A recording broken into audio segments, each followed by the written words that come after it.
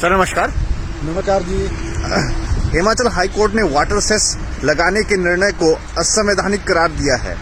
आपने भी विधानसभा सत्र में वाटर सेस पर सवाल उठाए थे, अब आपकी क्या प्रतिक्रिया रहेगी उस पर?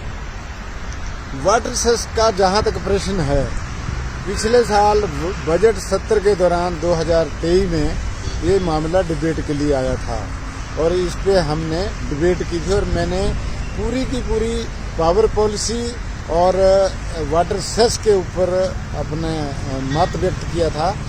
सबसे बड़ी बात है कि हर एक सरकार का, हर एक परिवार का एक दायित्व भी होता है और सोच भी होती है कि हमारे आय के साधन कैसे बढ़ें।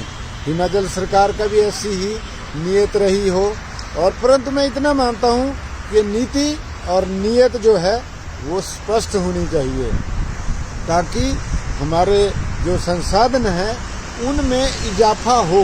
कहीं ना कहीं हम अच्छा करने के बजाय गलत ना कर बैठें, नुकसान ना उठा लें। यही आज इस वाटर सेस के जो एक्ट बनाया था इन्होंने, उसको असंवैधानिक घोषित किया है हाई कोर्ट ने, जो कि एक बहुत बड़ा सरकार के लिए धक्का है। मैंने पहले आगाह किया था कि हमें आय बढ़ाने के बारे में सोचना चाहिए। उसके लिए दूसरे राज्य वाटर का जो प्रावधान है, वाटर का जो सिस्टम है, वो इंटरडिपेंडेंट और इंटरस्टेट मामले होते हैं। ये हमें पंजाब में जैसे भाखड़ा बांध लगा था या कोई जितनी प्रोजेक्ट्स लगी हैं, सतलुज जल विद्युत निगम ने लगाई है, NHPC ने लगाई है, BBMB ने लगाई है, तो वाटर सेस तो आज की एक नया इशू है, परंतु इनकी जो आय है वो हमें कई सालों से जितनी भी डिसाइड हुई है, कुछ है तो हमें मिली ही नहीं। 6,000 करोड़ रुपया भी BBMB पंजाब सरकार से हमने लेना है और इसके बदले अगर हम ये सोचें कि वाटर सेस लगा के हमें आय बढ़ेगी, ये गलत है। मैंने पहले आगाह किया था सरकार को कि 5 मेगावाट से 25 मेगावाट तक के जो प्रोजेक्ट हैं उनको इससे मुक्त रखना चाहिए। बाकियों के बारे में विचार करें। जी, मेरा आपसे अंतिम प्रश्न ये रहेगा, क्या वाटर सेस की जगह कोई अन्य विकल्प हो सकता है जिससे कि पावर प्रोजेक्ट से हम आय अर्जित कर सकते हैं? ये बहुत सही प्रश्न है। हिमाचल में 27,000 megawatt capacity water hydro project की, हाइड्रो पावर की है। अब हम मानते हैं कि अभी तक 12,000 के आसपास पहुंच रहे हैं।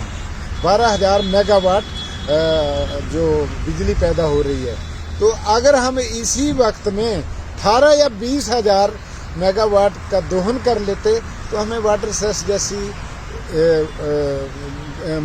एक्ट की कोई आवश्यकता ही नहीं होती।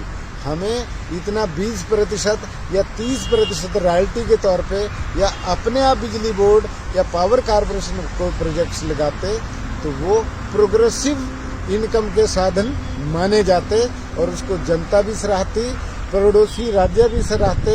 और मैंने उस टाइम कहा था, जो ग्रिड में अगर हमारा रोल इफेक्टिव है तो हमारी चलती है, और अगर ग्रिड में हम वीक कंट्रीब्यूटर हैं तो वो एक अच्छी बात नहीं है, क्योंकि ग्रिड में हमारे से ज़्यादा स्ट्रॉन्ग कोई हो नहीं सकता, बशर्ते कि हमने बिजली पैदा करने के तरीके अख्तियार किए हों।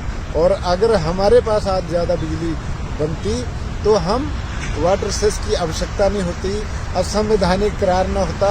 अब हम 1-1.5-15 महीने चल के वहाँ रादर उससे पीछे गए।